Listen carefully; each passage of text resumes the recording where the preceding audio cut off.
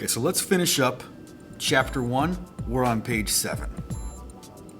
Yesterday we talked about where democracy started in ancient Greece and how it was different from our democracy. In today's lesson, we're going to go into how democracy changes over time in different cultures like Rome and in England. So just like in ancient Greece, the Romans also had democracy, but Rome was much bigger than ancient Greece. And it was too big for each one of these people to have a say on every issue. They had too many laws, too many changes, and too many people. If they wanted to give each person a chance to speak, these meetings would take days and days and days. So the Romans elected people to represent them instead. This is called a representative democracy. It's also called a republic. So instead of each person voting on an issue, they would choose someone who they trusted to vote for them. Not all citizens have equal rights. Just like in Greece, only adult free men could vote in Rome. Rome also had two classes. They had the rich upper class and then the lower class people. So the rich landowners were the upper class and the lower class people were the workers, the merchants, the people who had specific trades. And it's a little bit different. Like today, everyone's vote counts for about the same, but back then, the rich people in ancient Rome, their votes counted more, and they would elect two leaders to lead the country. Each one of these leaders could veto the other leader's decision. So we have the president and the vice president today, and the president has more power than the vice president. But these two leaders who were elected to run Rome shared equal power. And if one of them was getting out of line or starting to become a dictator and take advantage of his power, the other leader could veto, which means to forbid or stop something. For the government to act, both leaders had to agree. And the Romans set it up like this because they didn't want one person to get too much power and lose control and become a dictator. They were tired of that. They thought having two leaders with the power to veto would keep them in check and stop one person from abusing his authority. The Roman leaders also shared their power to govern with a group called the Senate. And the Senate was made up of the 300 most powerful and influential men. They would get elected to this job, or they would get chosen to this job by the leaders who were elected, and they would get this position for life. Their job is to represent the people of Rome and try to make decisions in their best interest. Similar to how we elect representatives and senators today that are hopefully going to carry out the wishes of their people, that's what the Senate and the Assembly in Rome were supposed to do. They're supposed to represent the people. So Rome got so big that they had to write their laws down into codes. And if you think about a code, it's just an organization of laws, like a dress code is rules about what you can wear. A code of conduct is rules about how you can act. So a code is a collection of rules about one subject. And they wrote down these laws so the citizens could be aware of them. Imagine if you were in my class in person every day, and at the end of the week, when you go home, in the mail, you got 15 write-ups for chewing gum in my class.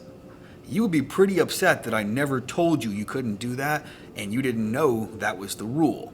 It would make much more sense for me to tell you all the rules of my class in advance. So that's why they started writing down these laws into codes, so the citizens could know what the laws actually were and make sure they followed them. Here's a couple examples of Roman laws. You could cut down your neighbor's tree if the wind bends it over to your property. So we have stuff like that today. If your neighbor has a tree growing into your property, coming over your house or your garage, you're allowed to trim it down, and in some cases you can actually require them to trim it down. If you injure someone, you have to pay the cost of their medical expenses or have the same injury done to you. You also must fix the property in front of your house, your land. So if you own a chunk of land, you have to take care of it. Do we have any laws like that today? So if you take a minute and think, we do have laws like that. If you don't cut your grass for a long enough time, it starts getting real tall, the city's going to come and cut it, but they're going to charge you. Some people don't think that's fair, because if you want to let your property look bad, you should be able to. But it doesn't just affect your property.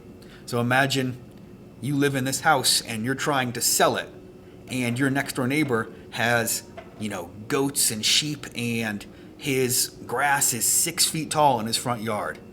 Because his house looks bad, the price of your house is going to come down. So what he's doing is affecting the neighbors and the neighborhood too. So we do have laws similar to that, where people's property has to be maintained.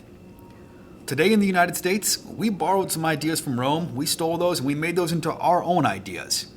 We elect our own representatives, and their job is to carry out the laws and make decisions.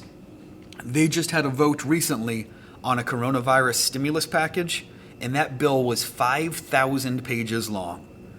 So imagine if every person in America had to vote on that, and we were expected to read a 5,000 page long bill. None of us are going to read that. And that's what we elect people to hopefully do.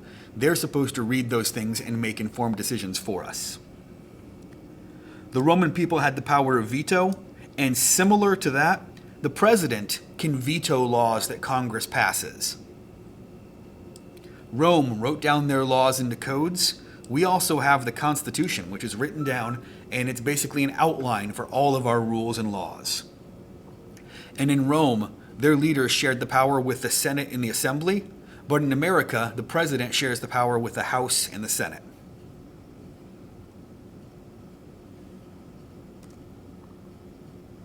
So there's one other country that we stole a lot of our ideas from. The United States became an independent nation in 1776 when we declared independence from Great Britain, and we fought the Revolutionary War over that. But since we started from England, they helped us get situated. We ended up taking a lot of the ideas they'd given us, and the ones that we liked, we kept. The ones we didn't like, we chucked. We got rid of them. So one of the ideas we stole from them was law and order. And what that means is there's laws for the whole land. And those laws are supposed to apply evenly to everybody. They have sheriffs and judges to make sure those laws are enforced. The next one is limited government.